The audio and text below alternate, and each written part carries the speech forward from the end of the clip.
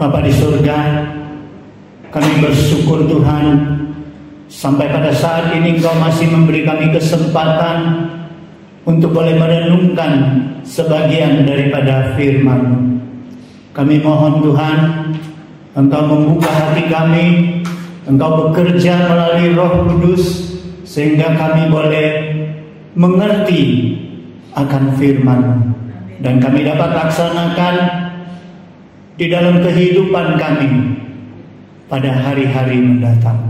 Terima kasih Tuhan, kami serahkan diri kami, serahkan semua jemaat yang sudah hadir, biarlah Engkau memberkati kami dengan firman-Mu, sehingga baik yang menyampaikan maupun yang mendengar, kami boleh diubah.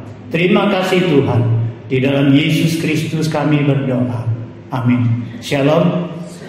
Jemaat yang saya kasihi di dalam Yesus Kristus, kita bersyukur untuk kesempatan yang Tuhan berikan kepada kita untuk boleh bersama-sama merenungkan sebagian daripada firman Tuhan. Firman Tuhan yang akan menjadi renungan kita pada hari ini sesuai dengan Almanak GMI adalah terdapat di dalam Lukas pasal 10, Lukas pasal 10 ayat 1 hingga ayat ke-12. Lukas pasal 10 ayat 1 hingga ayat ke-12. Mari kita membacanya bersama-sama supaya kita dapat mengikuti jalan peristiwa di mana Yesus mengutus 70 muridnya. Kita mulai. Kemudian daripada itu Tuhan menunjuk 70 murid yang lain, lalu mengutus mereka berdua-dua mendahuluinya ke setiap kota dan tempat yang hendak dikunjunginya. Katanya kepada mereka, tuaian memang banyak, tetapi pekerja sedikit. Karena itu mintalah kepada Tuhan yang mempunyai tuaian, supaya ia mengirimkan pekerja-pekerja untuk tuaian itu. Pergilah, sesungguhnya aku mengutus kamu seperti anak domba ke tengah-tengah serigala. Janganlah membawa pundi-pundi atau bekal atau kasut, dan janganlah bersalam kepada siapapun selama dalam perjalanan. Kalau kamu memasuki suatu rumah, katakanlah lebih dahulu, damai sejahtera bagi rumah ini. Dan jikalau di situ ada orang yang layak menerima damai sejahtera, maka itu akan tinggal atasnya. Tetapi jika tidak, salammu itu kembali kepadamu. Tinggallah dalam rumah itu, makan dan minumlah apa yang diberikan orang kepadamu, sebab seorang pekerja patut mendapat upahnya. Janganlah berpindah-pindah rumah. Dan jikalau kamu masuk ke dalam sebuah kota, dan kota apa yang dihilangkan kepadamu, dan sembuhkanlah orang-orang sakit yang ada di situ, dan katakanlah kepada mereka, kerajaan Allah sudah dekat padamu. Tetapi jika kamu masuk ke dalam sebuah kota dan kamu tidak diterima di situ, pergilah ke jalan-jalan raya kota itu dan seduhkan. Jika debu kotamu yang melekat pada kaki kami bebaskan di depanmu. Tetapi ketahuilah ini, kerajaan Allah sudah dekat. Aku berkata kepadamu, supaya hari ini Sodom akan lebih ringan tanggungannya daripada kota itu. Jemaat yang saya kasihi di dalam Yesus Kristus, dari pembacaan kita tahu bahwa Yesus mengutus 70 muridnya. Saudara sekalian, apakah Yesus cuma mempunyai 70 murid? Kita pasti tahu tidak, bahwa Yesus mempunyai 12 rasul, dan Yesus juga mempunyai 70 murid, dan Yesus juga mempunyai 120 murid. Dan sesuai dengan apa yang dikatakan Paulus, Yesus mempunyai 500 lebih murid. Nah saudara sekalian, peristiwa hari ini yang kita renungkan adalah Yesus mengutus 70 muridnya. Kita tahu bahwa peristiwa ini dilakukan oleh Yesus pada akhir masa pelayanannya. Karena Yesus tahu sebentar lagi dia akan menuju ke atas salib, mati di atas salib. Sebentar lagi dia akan bangkit, kemudian dia akan naik ke surga meninggalkan murid-muridnya.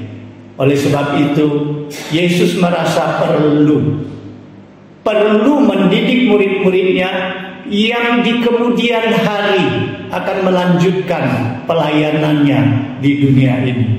Oleh sebab itu, Yesus mengutus mereka untuk pergi, katakanlah, supaya mereka praktek di lapangan tanpa disertai oleh Yesus.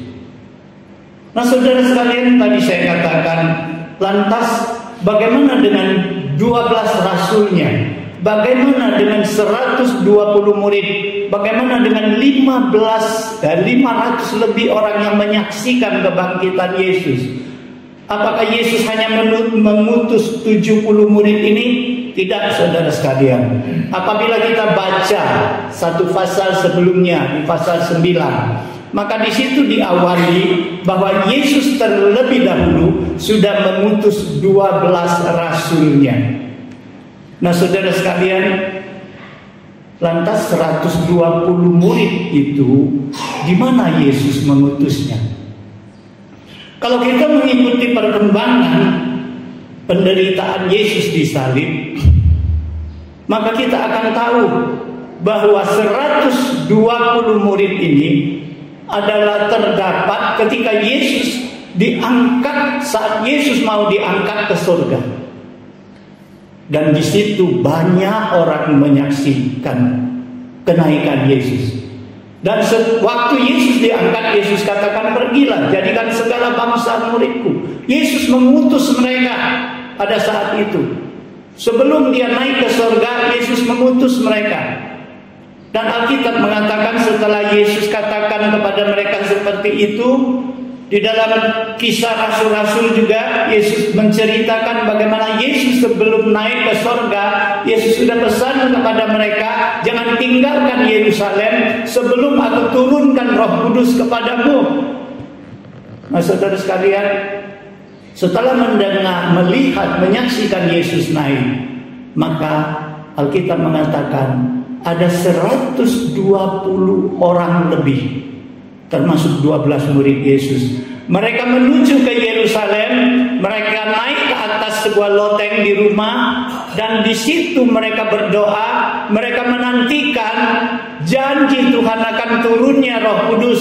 Karena Yesus katakan, apabila Roh Kudus turun ke atas kamu, kamu akan mendapatkan kuasa menjadi saksiku.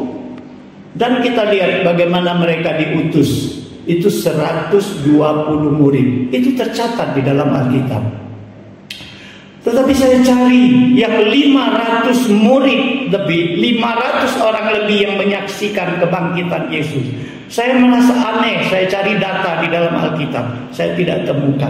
Kita lihat di dalam 1 Korintus pasal 15 ayat 6, bagaimana Paulus mengatakan, sesudah itu ia menampakkan diri kepada lebih dari 500 saudara sekaligus.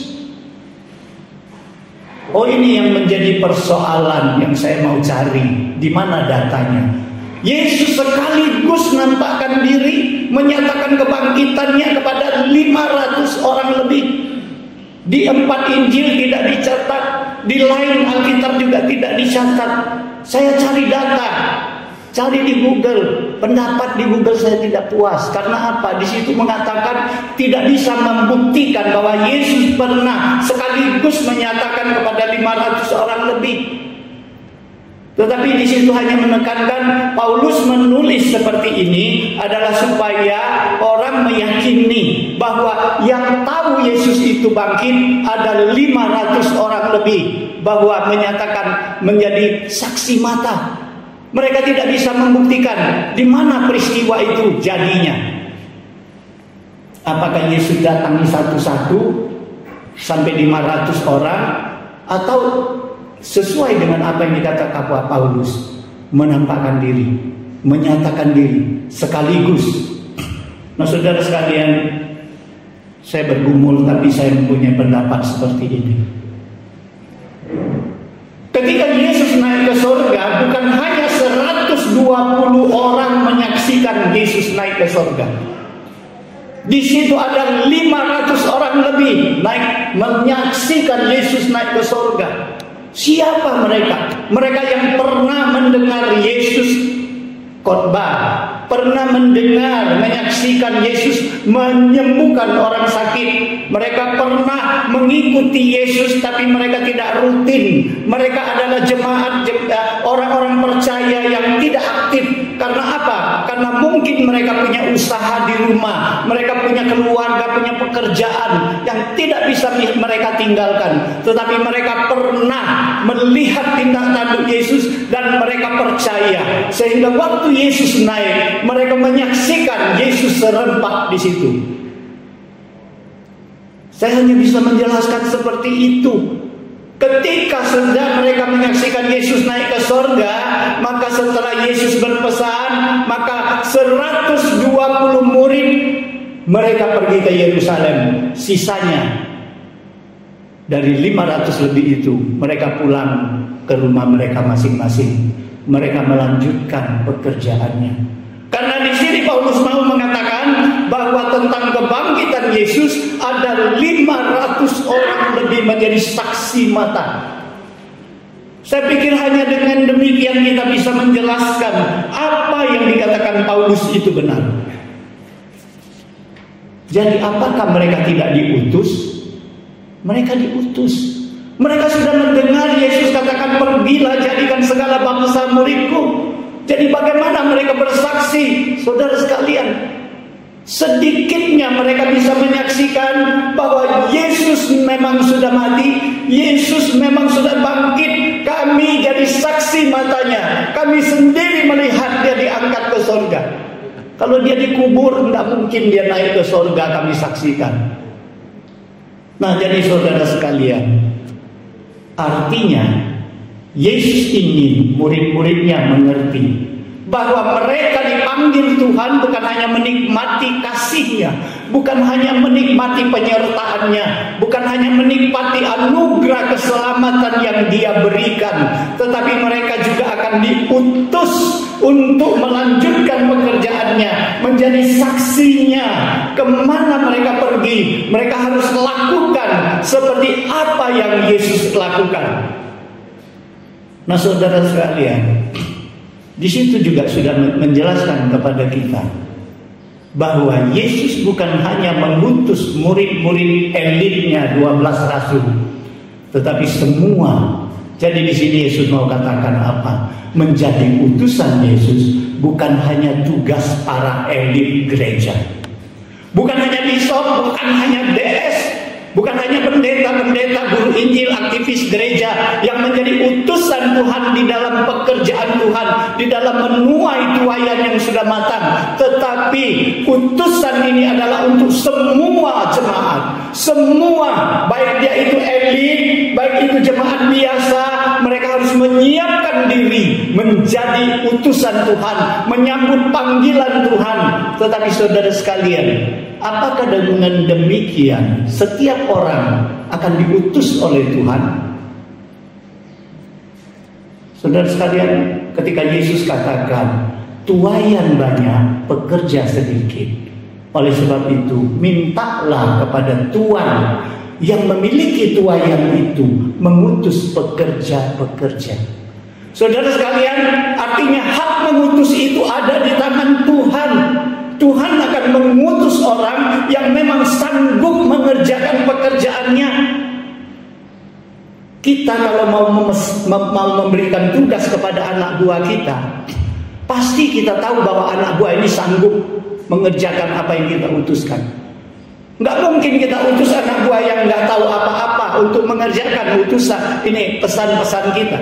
Nah, demikian juga Tuhan. Ketika Tuhan mau panggil kita, mau mengutus kita, Tuhan akan pilih siapa yang sudah siap diutus, siapa yang sudah siap, yang mampu mengerjakan pekerjaannya.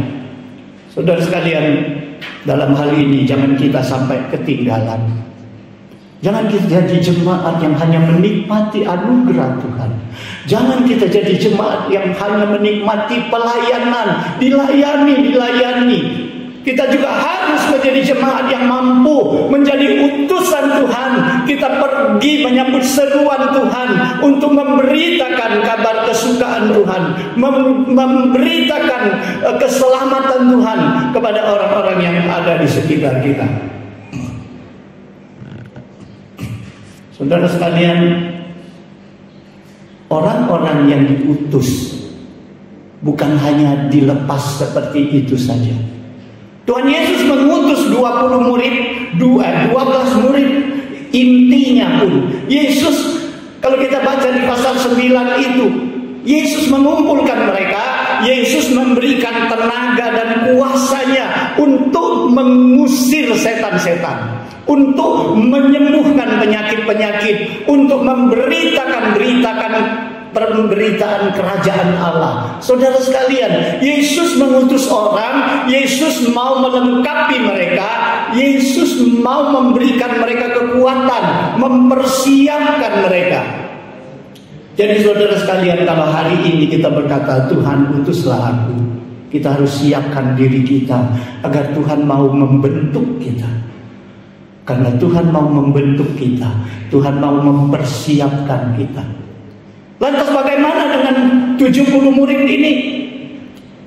Tuhan membentuk pasti sama. Tuhan juga memberikan pesan yang sama. Kalau kita baca utusan 12 murid itu, sama dengan apa yang Tuhan utus mereka. Tuhan memberikan wejangan, memberikan pengarahan bagaimana mereka mulai berangkat di perjalanan sampai mereka sampai ke tujuan, sampai mereka menyelesaikan tugas mereka. Tuhan memberikan pengarahan sekalipun Dia tidak menyertai murid-muridnya. Kita bersyukur kepada Tuhan karena Tuhan tidak melepas kita sendirian bekerja tanpa Dia melengkapi kita. Saudara sekalian, mari kita lihat bagaimana Tuhan mengutus 70 murid ini. Nah, di sana mengatakan bahwa Tuhan mengutus mereka berdua-dua. Kenapa harus berdua-dua? Saya selalu pikir begini, kalau ada orang cari sumbangan ke toko saya, dia hanya sendirian, saya nggak suka layani. Sekalipun mapnya tebal, banyak, nggak. Sekalipun dia pintar ngomong, nggak saya layani. Karena apa? Saya nggak yakin. Kalau sendirian itu bisa bohong-bohongan. Walaupun dia bawa buku catat-catat, saya nggak yakin. Oleh sebab itu, pendatang seperti itu saya tolak. Tapi kalau mereka datang rombongan, lebih dari satu orang, saya perhatikan. Ini beneran. Ya. Nah, kalau Tuhan mengutus muridnya secara dua-dua orang, supaya apa yang mereka sampaikan, apa yang mereka beritakan, mereka dapat diyakini, mereka percaya omongan, berita yang disampaikan oleh murid-muridnya. Saudara sekalian, jangan kita anggap bahwa kalau Tuhan utus dua-dua orang ini supaya mereka bisa kerjasama. Memang seperti itu. Mereka bisa saling mendukung, mereka saling mengingatkan, mereka saling memberikan nasihat, mereka saling menopang. Ya, benar. Tapi satu yang Tuhan mau, supaya cerita mereka, kesaksian mereka dapat dipercaya oleh orang yang mereka datangi. Saudara sekalian, demikian juga kalau orang bawa berita. Kalau hanya satu orang datang ke toko saya, dia katakan berita ini, dia sampaikan berita ini. Saya pikir jangan-jangan ini gosip, belum tentu benar. Tapi kalau ada sekelompok orang datang menyampaikan berita, saya harus yakin. Karena nggak mungkin ini gosip, semua salah, enggak. Pasti ada kebenarannya yang lebih kuat. Nah, saudara sekalian, Yesus katakan bahwa mereka diutus pergi ke kota-kota di mana Dia akan mengunjungi kota itu. Di sini menyatakan apa? Yesus akan mengecek bagaimana pekerjaan murid-muridnya. Jadi hati-hati saudara sekalian. Di dalam peristiwa Yesus, Raja memberikan talenta kepada 3 orang hambanya. Yang 5, yang 2, yang 1. Kita tahu satu hari Tuhan itu kembali. Dia kumpulkan 3 hambanya. Dia ngecek pekerjaan mereka. Kepada yang setia, dia berikan tanggung jawab yang lebih besar. Kepada yang tidak mau bekerja, dia memberikan hukuman. Nah saudara sekalian, ketika Tuhan mengutus kita, bekerjalah dengan setia, bekerjalah dengan sungguh-sungguh. Karena Tuhan bukan mengutus saja, Tuhan akan mengecek pekerjaan kita. Apakah kita setia dalam tugas kita? Apakah kita memang melakukan sumpah kita kepada Tuhan, janji kita kepada Tuhan? Apakah kita tepati? Tuhan akan mengecek kesetiaan kita. Tuhan tidak peduli hasil kamu berapa. Mau hasil 5 talenta, mau hasil 2 talenta, pujian Tuhan tetap sama. Hai engkau hamba yang baik dan setia, karena engkau setia dalam perkara yang kecil, aku akan memberikan tanggung jawab yang lebih besar kepadamu. Masuklah ke dalam kerajaanku, nikmatilah sukacita di situ. Nah saudara sekalian, pujiannya sama. Jadi saudara sekalian, setialah ketika kita diutus oleh Tuhan, bahwa kita tahu ini kepercayaan yang Tuhan berikan. Tuhan sudah melengkapi kita, oleh sebab itu bekerjalah dengan setia. Karena itulah yang dituntut oleh Tuhan, dan itulah yang akan dinilai oleh Tuhan. Bukan hasilnya berapa banyak, bukan hasilnya, ketika kau beritakan firman Tuhan ada 10 orang percaya. Bukan 10 orang itu, tetapi Tuhan mau ngecek bagaimana engkau setia di dalam pemberitaan tugas-tugas yang Dia berikan. Nah saudara sekalian, kemudian Tuhan itu pesan, jangan bawa bekal. Saudara sekalian, kadang-kadang saya pikir ya Tuhan ini kelewatan juga ya. Nggak boleh bawa pundi-pundi, berarti jangan bawa duit. Ya, gimana di dalam perjalanan? Jangan bawa kasut seletnya. Ya, saya pikir itu mungkin ya, karena sepatu kan nggak cepat rusak. Tapi kalau di Timur Tengah, jalannya mungkin banyak batu, banyak hambatan-hambatan, sehingga membuat sepatu cepat rusak. Sehingga mereka bawa cadangan-cadangan. Nah, saudara sekalian, jadi saya pikir, apakah Tuhan ini kejam ya? Enggak juga. Saya pikir kenapa Tuhan bilang jangan bawa bekal, jangan bawa pundi-pundi, jangan bawa bekal, jangan bawa ini sepatu, ini kasut. Nah saudara sekalian, saya ingat waktu saya kebaktian sore, pulangnya diantar oleh Toto di mobilnya. Sepanjang mobil mau sampai ke rumah habis ibadah sore itu, saya kan tanya, Toh, kamu pergi jalan-jalan liburan ini kapan pulangnya? Veron yang jawab, dia bilang, Bi, tunggu tabungan kami habis. Tunggu duit kami habis. Ya, itulah ukurannya kapan kami pulang. Kalau duitnya udah habis, ya terpaksa kami pulang. Nah inilah saudara sekalian, saya pikirkan kenapa Yesus tidak suruh mereka bawa bekal, bawa cadangan. Karena orang kalau tidak bawa bekal, bawa cadangan, dia pasti akan memperincikan waktunya ketika uangnya sudah habis, ketika tidak ada lagi uang untuk beli makanan, mereka sudah harus tiba di tujuan. Karena di situ sudah Tuhan jamin kebutuhan mereka. Bukan Tuhan tidak peduli. Tuhan tentu kita siap. Sehari kita ke tempat, umpamanya saya ke Jakarta. Oh, di jalan minimal 2 kali makan. Ya, uang untuk 2 kali makan dibawa. Tuhan bilang, Tuhan nggak mungkin bilang jangan bawa uang yang cukup sekali makan dari Pagar Alam ke Jakarta. Enggak, kita tetap mempersiapkan uang yang cukup sampai tujuan. Tapi jangan bawa cadangan. Kalau banyak bawa cadangan, yakinlah setiap rest area stop, makan dulu di situ, ya, jajan dulu. Kalau ada mall, masih ada waktu, masuk mall, belanja dulu. Nah saudara sekalian, di sini Tuhan mau katakan bahwa jangan membuang waktu dengan sia-sia. Lalu Tuhan bilang jangan beri salam di jalan. Oh, ini kejam juga ya. Kayaknya Yesus nggak tahu etika. Bagaimana kalau ketemu teman di jalan? Bagaimana kalau ketemu sanak famili di jalan? Oh, lewat-lewatin aja. Kayaknya kurang etika ya. Berilah salam ya. Saya pikir kenapa Tuhan katakan nggak beri salam? Saya cari data-datanya, ternyata salam itu kalau di Timur Tengah bukan seperti kita, ya, bukan seperti orang Eropa, say hello, salam, jabat tangan, selesai. Enggak. Ya, di Indonesia saja salamnya itu bukan saja salam, bisa cipiki. Ada waktu, kalau banyak kali buang waktu juga. Nah, salam yang mana yang paling cepat, yang paling bagus? Salam orang Chinese. Pernah kan nonton di film-film silat? Begitu banyak orang dia masuk, tangannya hanya begini. Udah selesai semua. Itu salam yang paling cepat. Nah, saudara sekalian, kalau di Timur Tengah tidak seperti itu. Mereka tidak hanya salam memberikan shalom aleichem, bukan.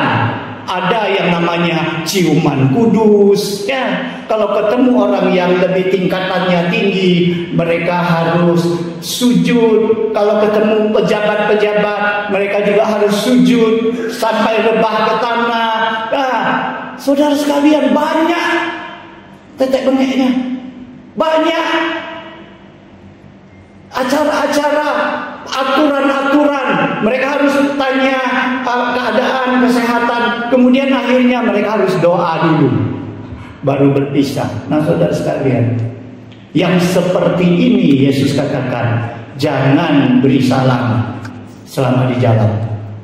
Jadi pakai salam orang Chinese saja gini. Kalau ketemu kawan, halo, sudah jalan lewat cepat, ya, sebanyak apapun semua kenal. Nah, saudara sekalian, kemudian apakah Yesus itu tidak tahu etika? Ketemu orang nggak beri salam? Enggak, saya pikir begini, ada ayat menyatakan itu. Yesus katakan ketika kamu tiba di tujuan, yang pertama yang harus kamu ucapkan apa?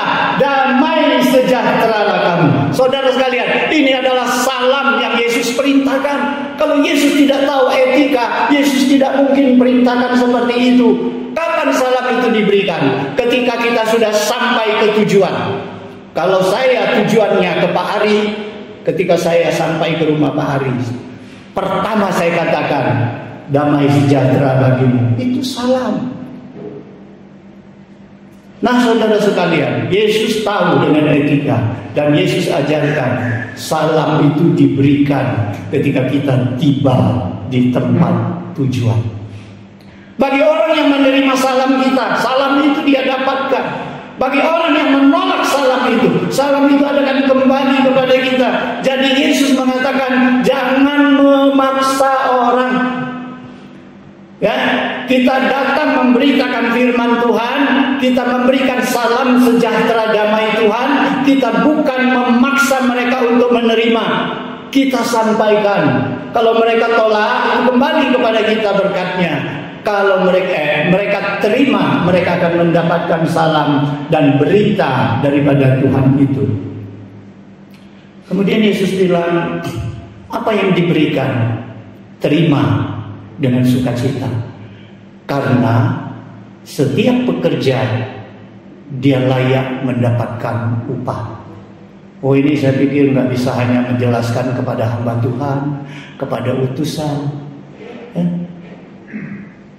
Benar, setiap utusan yang baik datang, jangan bicara upah dulu. Saya nggak suka kalau saya cari anak buah, belum dia sudah tanya, gaji saya berapa? Saya kerja sehari berapa jam? Oh, dia udah nego dulu dengan saya. Enggak, saya enggak suka. Saya tolak. Orang yang mau saya pakai, dia kerja dulu. Ketika saya melihat pekerjaannya, saya akan memberi upah yang layak kepadanya. Walaupun saya tidak membuat dia jadi bingung, saya ini mau digaji berapa ya? Saya akan mengatakan katakan juga kepadanya, tetapi jangan dia dulu menuntut. Nah, ini Tuhan ajarkan kepada kita sebagai utusan-utusan Tuhan. Kita datang melakukan segala yang Tuhan utus. Jangan kita cari upah, jangan kita cari imbalan. Kerjakanlah, karena Tuhan memelihara kita. Yang mana yang lebih aman? Manusia memelihara kita atau Tuhan yang memelihara kita? Kalau manusia yang memelihara kita, siapa yang dihadapi kita? Dia itulah yang memelihara kita. Tapi kalau Tuhan memelihara kita, dia bisa mengutus banyak sumber untuk memelihara kita. Nah, saudara sekalian, tapi ini tidak bisa dinasehatin hanya sepihak. Bagi orang yang melayani, Tuhan ingat bahwa semua pekerja layak mendapatkan upah. Jangan biarkan orang yang melayani kita sampai nggak makan, nggak punya tempat tinggal. Oh, itu kita berdosa. Kita mau dilayani, tetapi kita tidak menghargai sebuah pelayanan.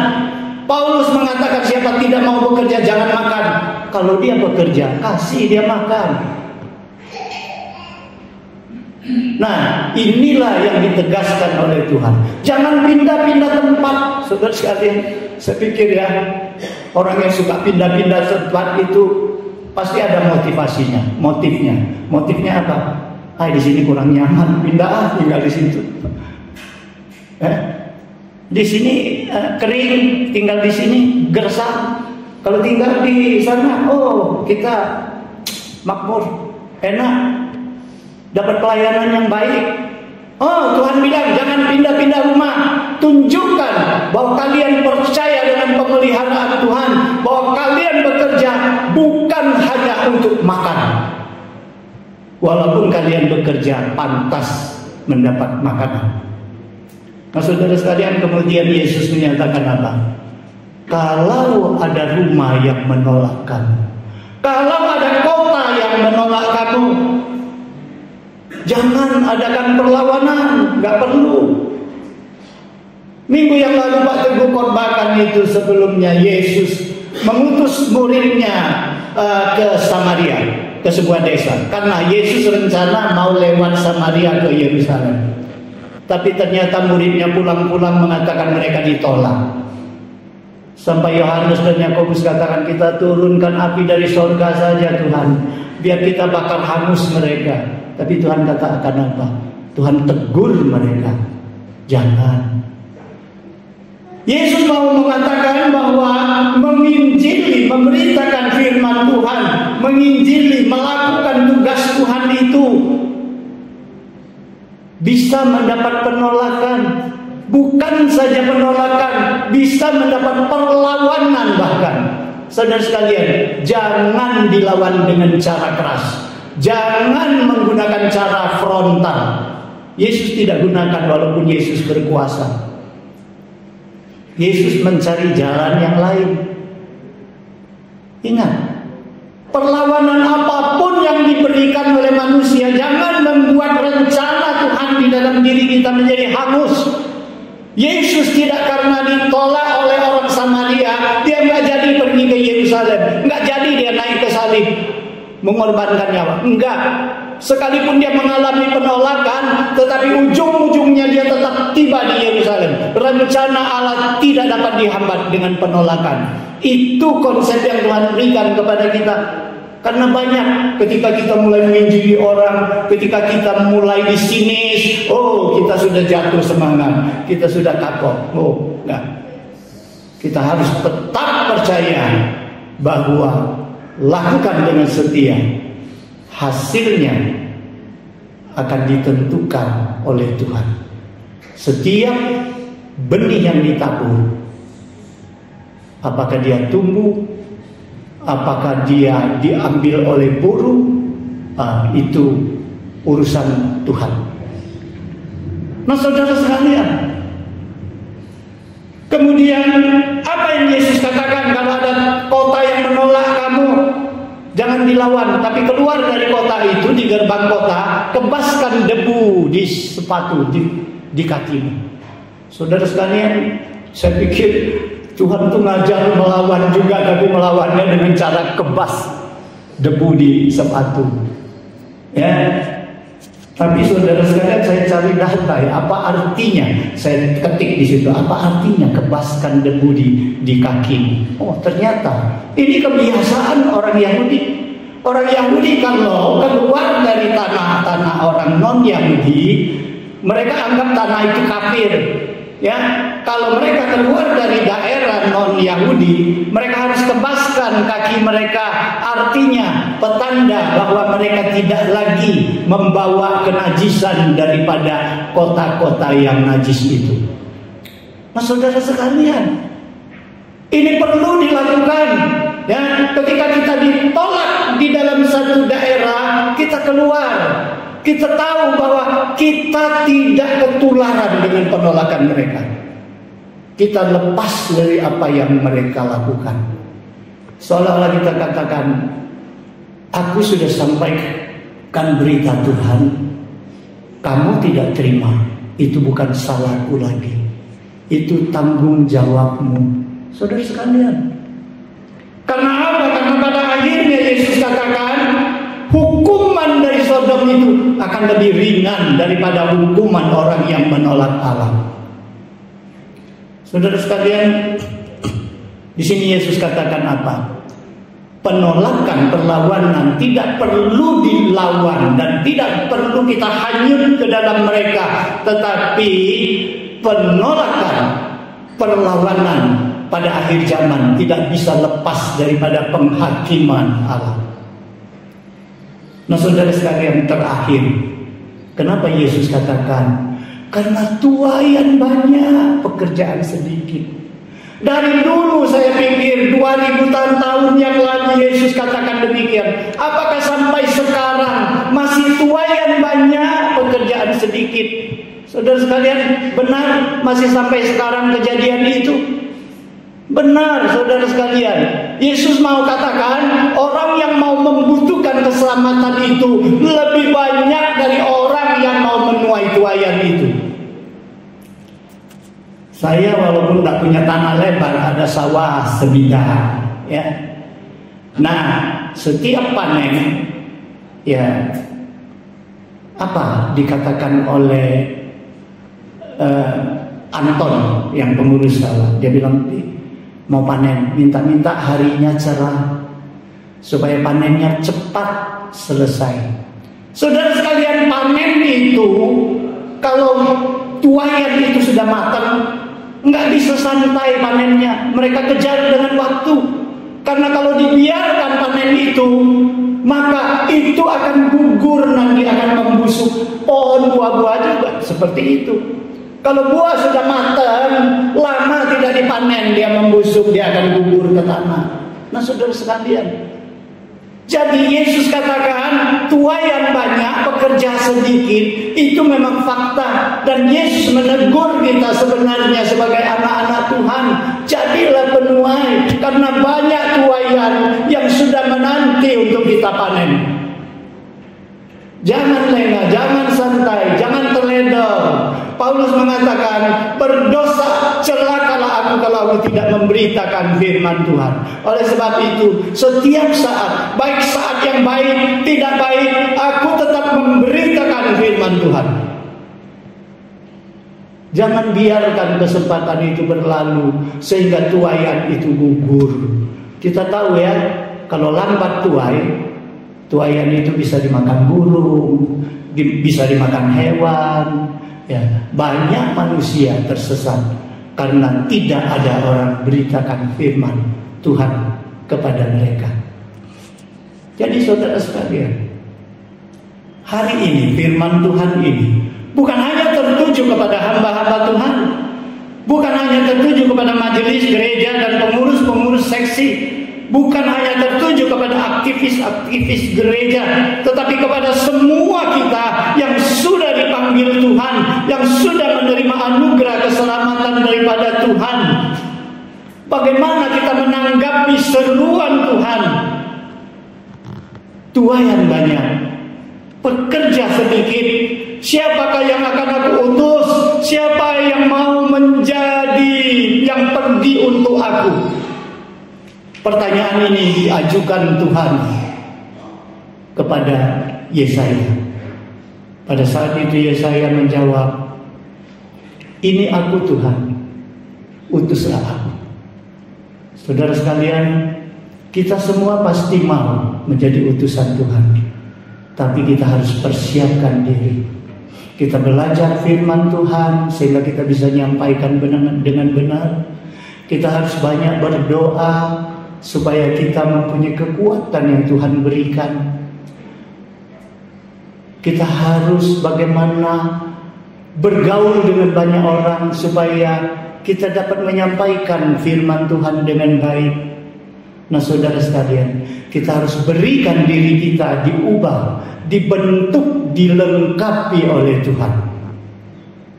Semoga firman Tuhan hari ini memberi kita pencerahan bahwa tuaian banyak, pekerja sedikit.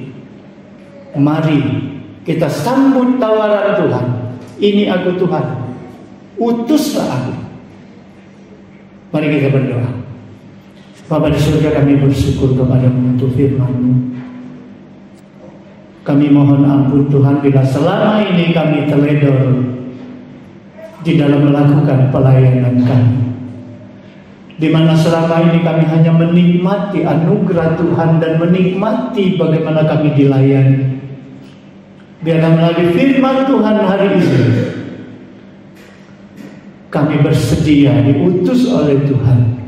Kami bersedia untuk membagikan berkat yang sudah kami terima daripada Tuhan kepada mereka yang membutuhkan. Terima kasih Tuhan. Di dalam Yesus Kristus kami berdoa. Amin.